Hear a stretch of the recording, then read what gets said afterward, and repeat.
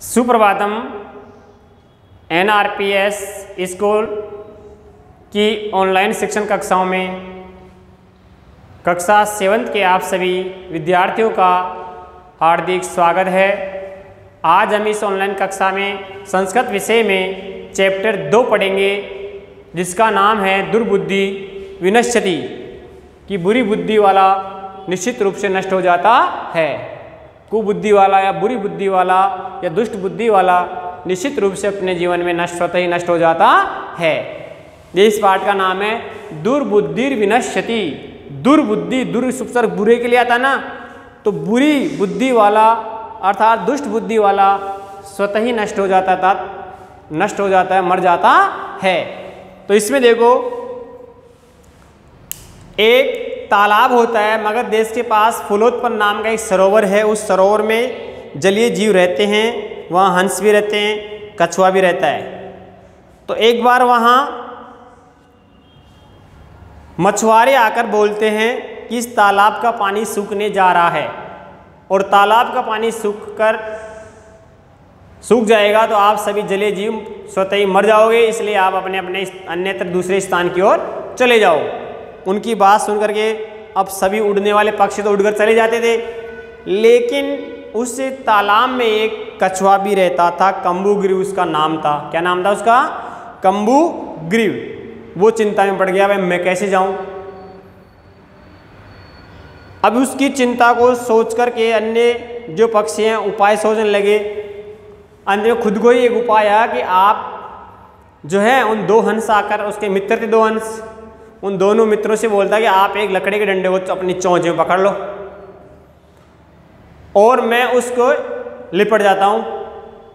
किसके? डंडे से। डंडे को जकड़ लेता हूं मुंह से चारों तरफ लिपट कर, और आप उस फिर उड़कर मुझे दूसरे सरोवर में ले चलना। तो दोनों हंसों को, उन मित्रों को उसका उपाय जो है कुछ सकारात्मक रूप से अच्छा समझने लगा, यानी अच्छी लगा, भाई हाँ ऐसा हो सकता है। लेकिन उनको उसमें कुछ हानि दिखाई देने लगी कि अगर वो बीच में रास्ते में बोल गया तो भी छूट के नीचे गिर सकता है, तो आप मर सकते हो। तो उससे पहले कहते हैं भाई आप कुछ बोलना मत, कोई भी आपको देखकर, कोई आकाश में से उड़ते हुए देखकर आपको व्यंग्य करेंगे, और व्यंग्य करते हुए अगर आप कहीं चिढ़कर कुछ बोल गए तो आप स्वतः जमीन पर गिर जाओगे, मर जाओगे। तो आपको कुछ बोलना नहीं है। ठीक है कि मैं कुछ नहीं बोलूँगा, ये उनसे बोल देता है। लेकिन कहा गया भाई दुर्बुद्धि विनश्यति, वो तो बुरी बुद्धि वाले थे ना, उसका विनाश होना था। तो जब वो उसको लेकर हंस आकाश मार्ग से जा रहे थे और वो एक डंडे के लटकते हुए दिखाई देता है, तो वहाँ खड़े कुछ ग्वाले या शिकारी जो थे जंगल में, वो देखते हैं कि अरे देखो हन कैसे लटकते हुए जा रहा है, अभी तो गिरेगा और इसको पका के खाएंगे, तालाब के किनारे जाके सेक के था पका कर खाएंगे, बहुत बड़ा आनंद आएगा। ऐसे उसको चिढ़ाने लग गए बोल बोल कर वो शिकारी या जो ग्वाले थे वो भी जंगल में।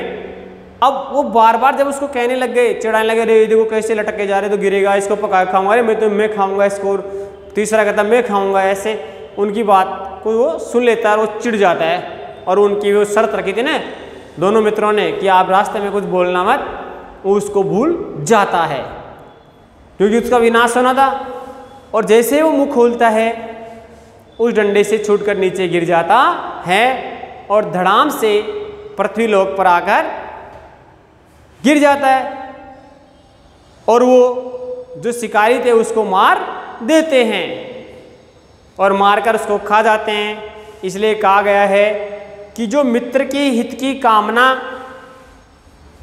में कहे गए वाक्यों को नहीं समझ करके केवल अपना ही हित चाहता है, अर्थात अपने मन की ही सोचता है, ऐसा व्यक्ति उस कछुए, बुरी बुद्धि वाले कछुए की तरह काष्ठ से नीचे गिर के स्वतः ही नष्ट हो जाता है।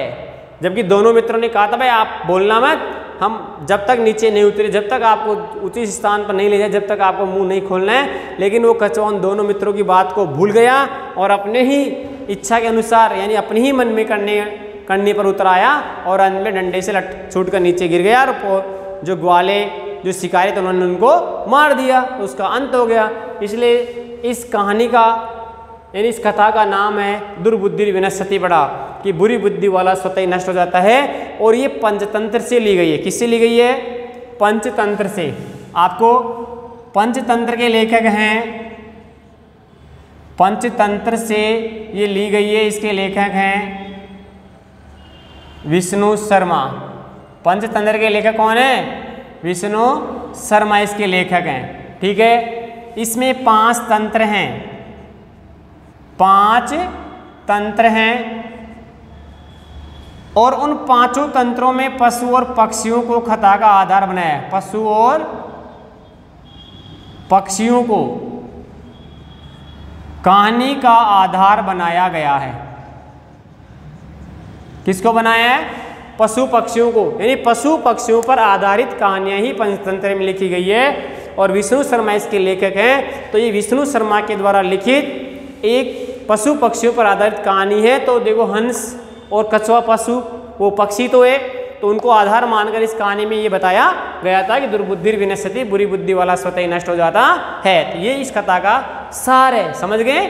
अब अपन लेसन पढ़ने से पहले देखो, मैं आपको कुछ कठिन शब्दार्थ लिखा रहा हूँ, जो इसके पाठ के अंत में भी है और कुछ पाठ के बीच में से भी कठिन आ रहे हैं। वो मैं आपको पाठ के पहले लिखा रहा हूँ, जिनको आपको अपनी नोटबुक में नोट करके लिखना है होमवर्क में, और उनको याद भी करना है। ज़्यादा से ज़्यादा याद करोगे जब ही पाठ का, यानी इस कहानी का भाव आपको समझ में आएगा। समझ गए? तो अब अपनी नोटबुक निकालो और अपनी नोटबुक में ये कार्य करते चलिए। ऊपर डालेंगे अपन कठिन शब्दार्थ। कठिन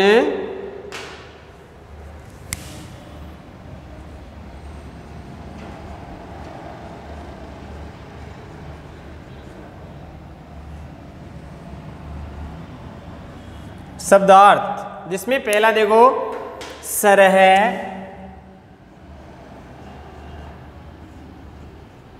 सरह यानी देखो होता है तालाब, तालाब को बोलते हैं सरह। ठीक है। दूसरा है कूर्म, कूर्म है या कच्छप है, इसको बोलते हैं कूर्म कच्छप। ये एक कछुआ जो होता है उसका नाम होता है, कछुए को बोलते हैं। तीसरा है प्रतिवस्ती, इसमें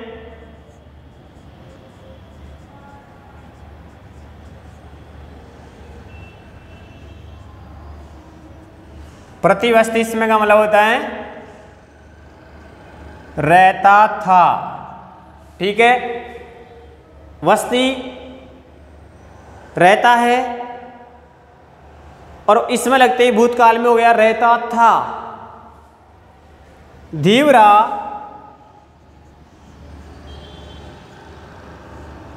धीवरा का मतलब होता है मछुआरे। क्या होता है? मछुआरे।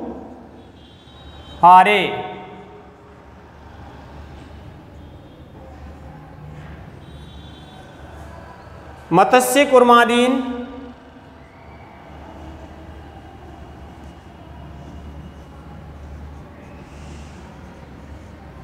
मत्स्य कुर्मादीन यानी मछली, कछुए आदि को।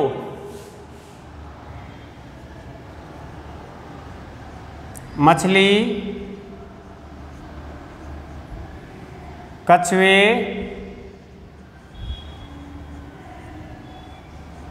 आदि को, यानी द्वितीय का बहुवचन है, मछली, कछुए आदि को। इसके बाद अगले हैं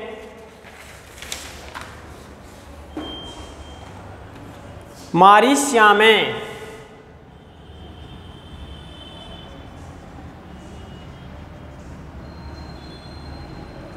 मारीश्यामे का मतलब मारेंगे, मारेंगे। मैवम,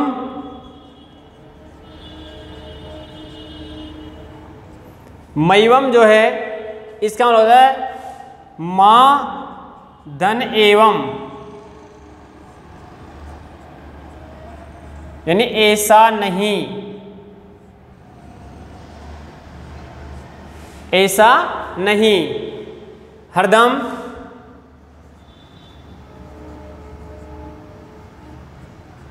हरदम का मतलब होता है तालाब को बोलते हैं, तालाब को।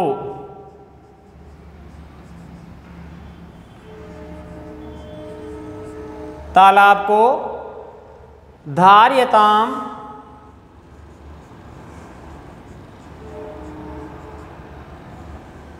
धार्यताम जो शब्द है उसका मतलब होता है धारण करे।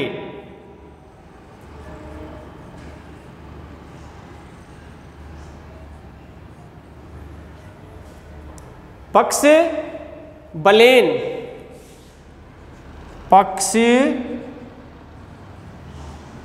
बलेन, इसका मतलब होता है पंखों के बल से, अर्थात पंखों के सहारे से, अर्थात पंखों के बल से। अपाय,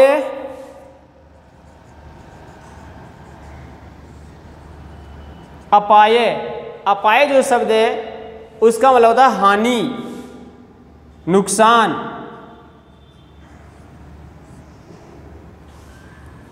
नियमानम,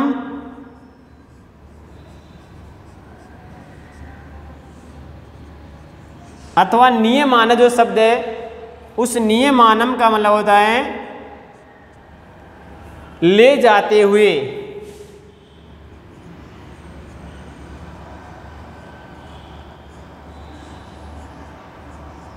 ले जाते हुए। अवलोक्य,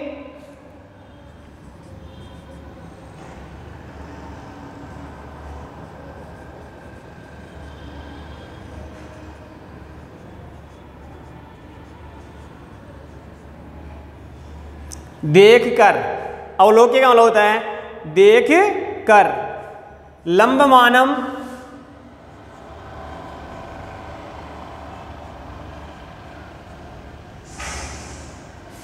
यानी लटकते हुए, लंबमान यानी लटकते हुए।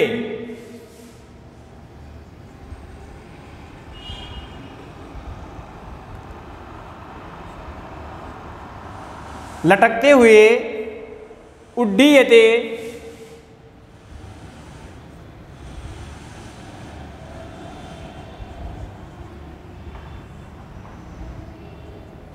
उड्डीयते का मतलब होता है उड़ रहा है, उड़ रहा है, ठीक है। ऐसे विस्मृति,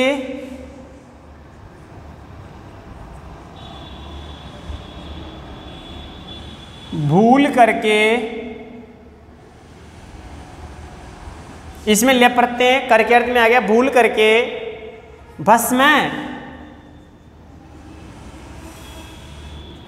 राख को बोलते भस्म, जो मरने के बाद, जलाने के बाद राख हो जाती है। राख, सुहृदाम,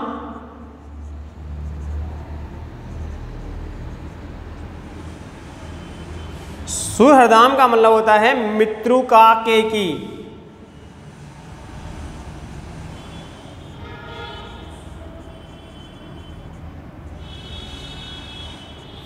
मित्रों का के की। हित कामानाम,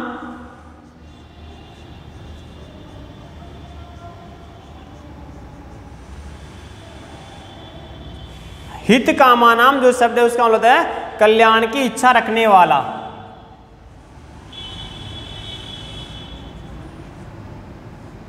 कल्याण की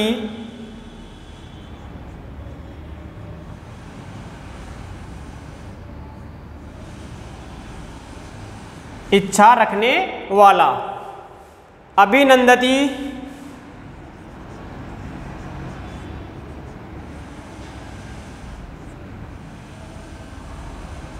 अभिनंदती का मतलब होता है प्रसन्नता पूर्वक स्वीकार किया।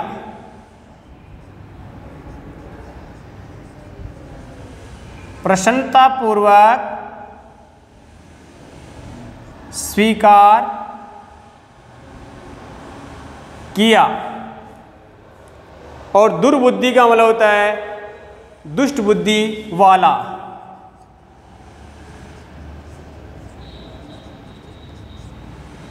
दुर्बुद्धि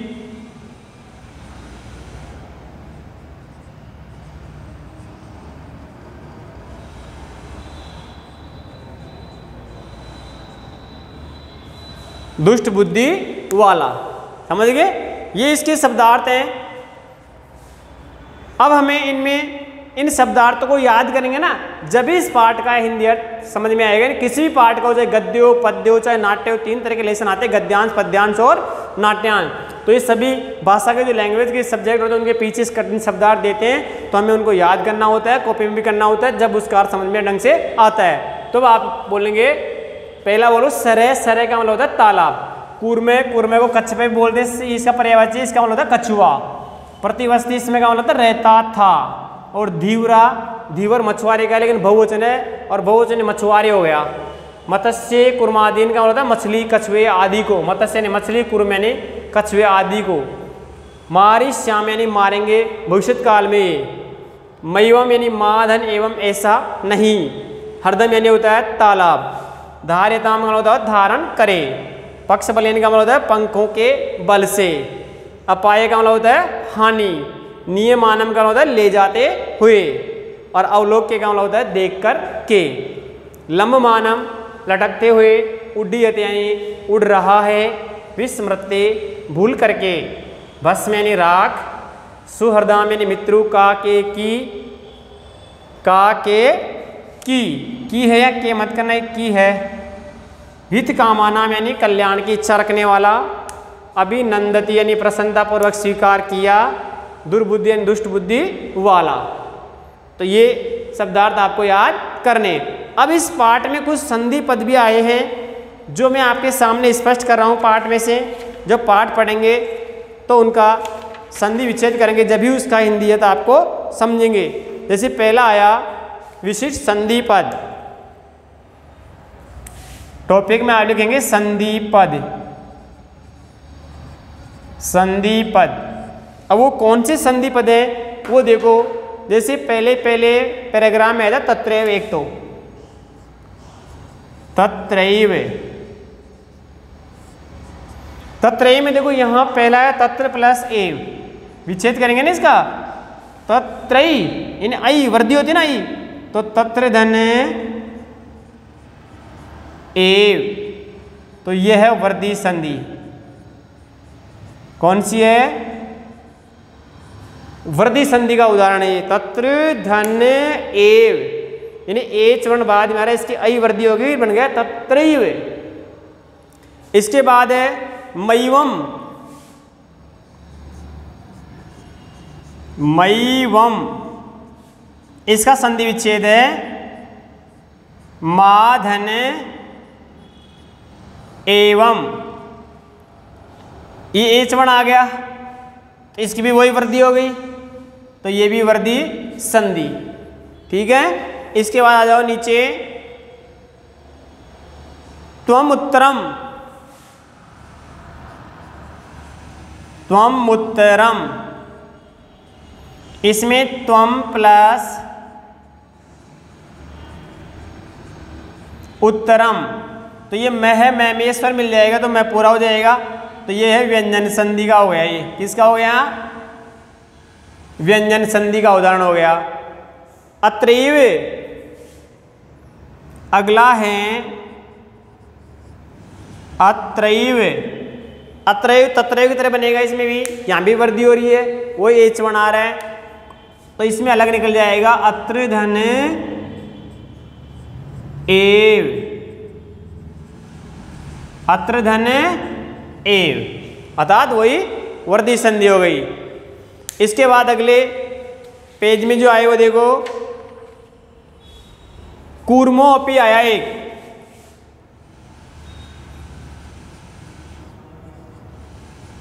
कूर्मो अपि, इसमें देखो कूर्मो अवग्रह और अवग्रह में पहला नियम लगेगा उत्तर विसर्ग वाला, कि पहले नियम से क्या होता है कि अगर विसर्ग के बाद रहस्य होता ना, विसर्ग के बाद अगर दूसरे पद में रेस्व ए होता तो यहाँ तो ओ कर देते हैं विसर्ग के स्थान पे, और यहाँ अवग्रह का चिन्ह लगा देते हैं। एस के आकार का चिन्ह होता है जिसको अवग्रह बोलते हैं, और इसका उच्चारण करते समय रेस्व ए में किया जाता है। तो कूर्मोपी में कूर्म है, धन अपी, उत्तर विसर्ग का नियम 1 यहां लगेगा। इसके बाद सरस तीरे आया एक, सरस तीरे, सरस तीरे में देखो ये जो स इसका विसर्ग कर देंगे, सरह धन तीरे, किसका विसर्ग हुआ? स का, सत्व विसर्ग हो गया ये। अगर यह रे होता है तो रे का विसर्ग, दो ही वर्णों का, रे और से का दो का ही विसर्ग होता है। एवोक्तम, लास्ट में एक और रह गया, एवोक्तम, इसमें देखो एव धन उक्तम, उ का गुण हो गया ओ, तो ये हो गई गुण संधि। कौन सी हो गई? गुण संधि। समझ गए? ये इसमें आए हुए विशेष संधि पद हैं जो अलग करेंगे और हमारा अलग करने पर उसका अर्थ हमें आएगा। तो तत्र प्लस ए में देखो, तत्र प्लस ए वृद्धि होगी। मैवम में देखो माँ धन एवं, इसमें माँ निषेध के अर्थ में ऐसा नहीं, एवं ही, ये भी वृद्धि है, वही एच1 ए आ रहा है, एक ही वृद्धि आई हो जाएगी। त्वम उत्तरम में त्वम प्लस उत्तरम व्यंजन है ही। अत्रेयी में अत्र प्लस ए वृद्धि है ही, यहाँ भी एच1 आ गया। कुर्मोपी में देखो कुर्म है, यह विसर्ग आ गई ना, रेस्व आ गया, विसर्ग के स्थान पे देखो ओ हो गया, रेस्व के स्थान पे अवग्रह कर दिया और बन गया कुर्मो अपी। ऐसे सरस तीरे, सरह प्लस तीरे, सत्व विसर्ग है। एवोक्तम में एव प्लस उक्तम, गुण संधि, इकवर्ण बाद में आ रहा है, उ का गुण हो रहा है ओ, तो गुण संधि हो गई। तो ये इसमें आए हुए संधि पद हैं और ये शब्दार्थ हैं। तो अब आपको देखो, अब देखिए ये शब्दार्थ आपको अपनी होमवर्क की कॉपी में हल करने यानी उतारने और उनको याद भी करने, और ये जो संधि पद इसमें आए हैं जो आपको अभी हल करवाए थे समझा करके, ये भी आपको उसमें उतारने और ये भी आपको याद करने। तो अब अपनी नोटबुक में अपना होमवर्क नोट करो, लिखिए पाठ 2 के शब्दार्थ व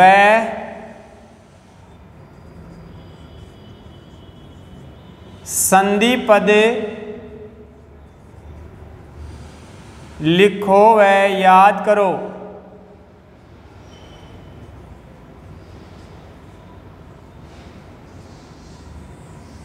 सभी विद्यार्थी अपने अपने नोटबुक में होमवर्क नोट कर लीजिए कि पाठ 2 के शब्दार्थ व संधि पद लिखो व याद करो, जो आपके सामने ब्लैक बोर्ड पर लिखे हुए हैं। बुक्स नहीं है तो इसमें से आपको उतार कर अपने नोटबुक में, यानी जो होमवर्क वाली कॉपी है आपको पहले बता दिए कैसे बनानी है, उसमें आपको साफ सुथरी राइटिंग में शुद्धतापूर्वक लिखना है और आपको याद भी करना है। अगले लेक्चर में हम ये शब्दार्थ याद हो जाएंगे तो पाठ का हिंदी अर्थ करेंगे, जो अच्छी तरह से हमें समझ में आ जाएगा। थैंक यू, धन्यवाद।